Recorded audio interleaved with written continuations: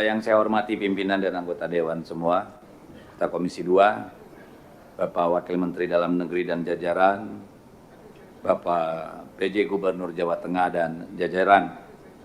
Ini saya kira satu-satunya wakil PJ yang pernah di DPR ya Pak ya, kalau saya nggak salah ya. Jadi harusnya ngerti ini sistem thinkingnya orang-orang politik yang ada di sini Pak, walaupun tidak terlalu lama Pak ya. Jujur saja, kalau soal-soal teknis tadi saya kira semua sudah lengkap, anggaran, sumber daya manusia, semua sudah, aturan sudah ada. Problem terbesar kita manusia Pak. Nah ini dia, problem kita ada di manusia Pak. Manusia itu siapa manusia apa aja, rakyat tentu harus dicerdaskan. Rakyat yang bisa menggunakan haknya dengan baik adalah rakyat yang mendapat informasi yang baik untuk menentukan pilihan. Bukan rakyat yang dibujuk rayu, yang diintimidasi, yang diancam,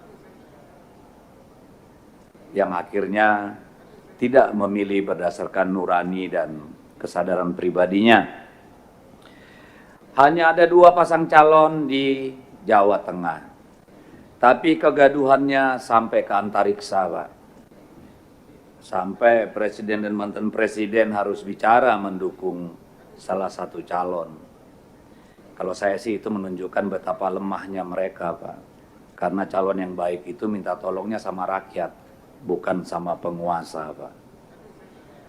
Kami sendiri di PD Perjuangan sudah mencatat banyak sekali pelanggaran-pelanggaran yang dilakukan oleh aparatur negara. Termasuk juga aparat keamanan. Yang paling banyak itu adalah ASN dan pemerintah desa. Peradaban politik kita turun, Pak. Karena institusi-institusi, lembaga-lembaga yang diberi kewenangan oleh negara melalui undang-undang, peraturan, dan regulasi untuk menjadi institusi yang jaga harkat martabat demokrasi, justru bagian dari pembegalan demokrasi, Pak. Kami sudah melaporkan banyak sekali hal, kasus, saat ini aja sudah 19 yang sudah kami kirimkan ke Bawaslu. Ada berapa nih?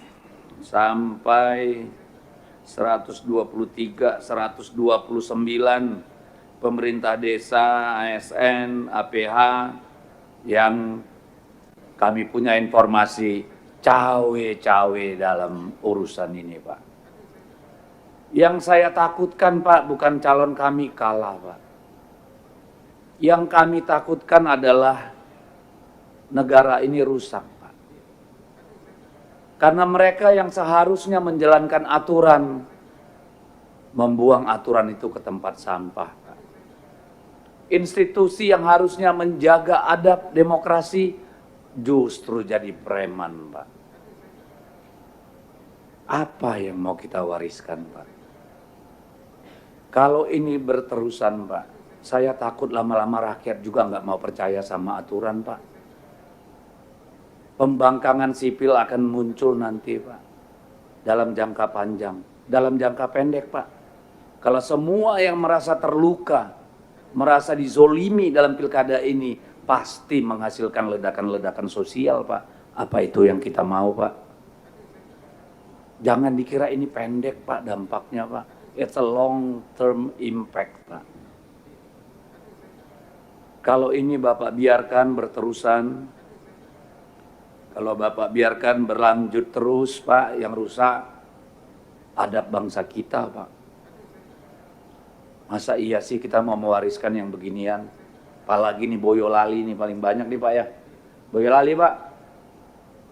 Bapak kalau nggak bisa menjaga yang baik di sana, Pak Wemendagri tolong diganti Boyolali, Pak. Terlalu banyak masalah di sana, Pak.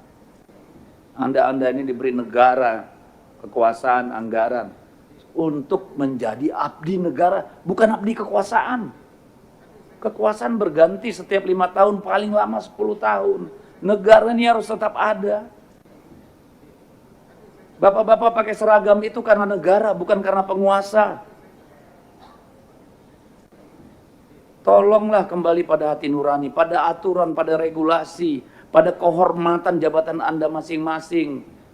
Yang polisi kembali pada Tribrata dan Catur Prasetya. Yang prajurit kembali pada Sumpah Prajurit dan Sabta Marga. ASN kembali kepada Sumpah Pegawai Negeri. Kalau itu sudah tidak ada artinya Pak, bubarin aja pilkada Pak. Sudah terserah. Tentukan saja situ siapa mau jadi kepala daerah Pak. Nggak perlu buang-buang anggaran negara Pak. Saya bicara yang umum Pak, karena datanya banyak sekali Pak. Terlalu banyak buat saya sampaikan Pak. Saya ini kagum sama Bapak. Pangkat Komjen, berapa kali Kapolda, hartanya cuma 5 miliar. Dalam hati saya, Bapak ini pasti prajurit Bayangkari yang luar biasa, Pak.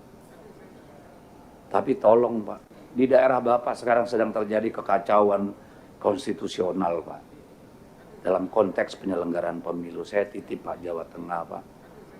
Jangan Bapak dikenang sebagai seorang Sabta Marga yang bukan Sabta Marga, sebagai seorang Bayangkari, Pak, Bayangkara yang meninggalkan jejak jelek dalam peradaban sipil, Pak, dalam demokrasi. Saya mohon, Pak, tolong Bapak kembalikan ini semua pada realnya, Pak. Terima kasih, pimpinan.